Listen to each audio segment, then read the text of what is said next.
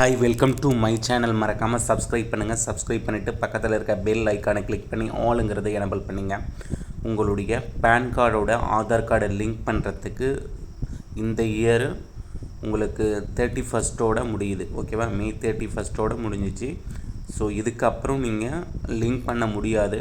Link பண்ணலன்னா உங்களுடைய income tax நீங்கள் பே பண்ணும்போது சர்வீஸ் சார்ஜஸ் அதிகமாக பே பண்ணுற மாரி இருக்கும். ஸோ இதை தவிர்க்கிறதுக்காக கொண்டு வந்திருக்கக்கூடிய அந்த சிஸ்டம் தான். நீங்கள் ₹1000 ஃபைன் பே பண்ணிவிட்டு அதுக்கப்புறம் ஆதாரையும் பேனையும் லிங்க் பண்ணுற மாரி இருக்கும்.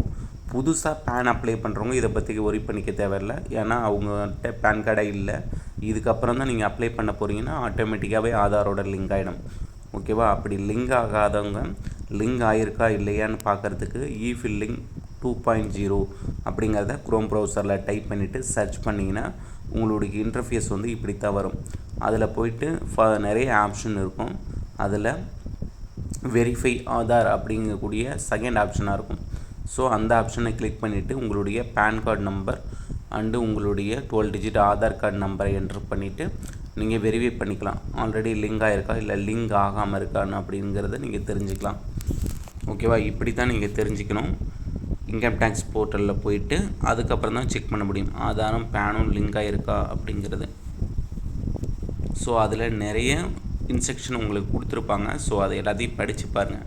படித்து பார்த்துட்டு அதுக்கப்புறம் பேன் நம்பரையும் 12 டிஜிட் ஆதார் நம்பரையும் என்ட்ரு பண்ணிவிட்டு வேலிடேட் அப்படிங்கிறத கொடுத்தீங்கன்னா ஆல்ரெடி லிங்க் ஆகிருந்ததுன்னா லிங்க் ஆகிருக்குன்னு வந்திருக்கும். இல்லை நாட் லிங்க்டு அப்படின்னு சொல்லி காமிக்கும். நாட் லிங்க்டுனா நீங்கள் ₹1000 பே பண்ணிவிட்டு அதை லிங்க் பண்ணுற மாரி இருக்கும். ஸோ இதுதான் ப்ராசஸ். ஓகேவா?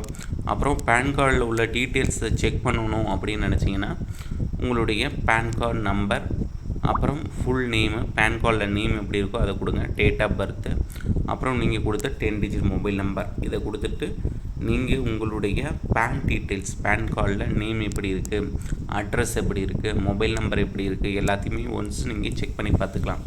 ஸோ பேன் கார்டு சம்மந்தப்பட்ட என்கொயரி எல்லாத்துக்குமே இந்த வெப்சைட் ரொம்ப ரொம்ப யூஸ்ஃபுல்லாக இருக்கும். ஓகேவா? நீங்கள் கரெக்ஷன்ஸ் அல்லது சேஞ்சஸ் எதுவும் பண்ணணும் மட்டும் NSDL அந்த UTIயில் போயிட்டு நீங்கள் பண்ணுற மாரி இருக்கும். உங்களுடைய பேன் கார்டு டீட்டெயில்ஸ் எல்லாத்தையும் செக் பண்ணுறதுக்கு இந்த வெப்சைட் ரொம்ப ரொம்ப யூஸ்ஃபுல்லாக இருக்கும். ஸோ இதுதான் அஃபிஷியல் வெப்சைட்டு eFilling.2.0. ஓகேவா? இதில் போயிட்டு தான் நீங்கள் கரெக்ஷன்ஸ் என்னெல்லாம் பண்ணிடணுமோ அது எல்லாமே கரெக்டாக இருக்கா அப்படின்னு செக் பண்ணி பார்த்துக்கலாம். அதில் வெரிஃபை ரிட்டன் இருக்கும், லிங்க் ஆதார் அப்படின்னு சொல்லி 2வது ஆப்ஷன் இருக்கும். ஸோ இந்த ஆப்ஷன் தான் நீங்கள் கிளிக் பண்ணிவிட்டு உங்களுடைய 12 digit Aadhaar number, PAN card number ரெண்டையும் என்ட்ரு பண்ணிவிட்டு லிங்க் ஆகிருக்கான்னு செக் பண்ண முடியும். செக் பண்ணிவிட்டு லிங்க் ஆகிருந்தேன்னா ஒன்றும் பிரச்சனை இல்லை, நீங்கள் அதோட ஃப்ரீ ஆகிடலாம். லிங்க் ஆகலான்னு மட்டும் நீங்கள் ₹1000 பே பண்ணிவிட்டு பே பண்ணுறதுக்கு முன்னாடி ஆதார்லேயும் பேன் கார்ட்லேயும் உள்ள டீட்டெயில்ஸ் கரெக்டாக இருக்கான்னு பாருங்கள். கையில் இருக்கக்கூடிய பேன் கார்டை வச்சுட்டு டீட்டெயில் கரெக்டாக இருக்குது அப்படின்னு சொல்லக்கூடாது. அதேமாதிரி ஆதார் கார்டும் கையில் இருக்கிறத வச்சுக்கிட்டு கரெக்டாக இருக்கணும். அஃபிஷியல் வெப்சைட்டில் போய் டவுன்லோட் பண்ணி கரெக்டாக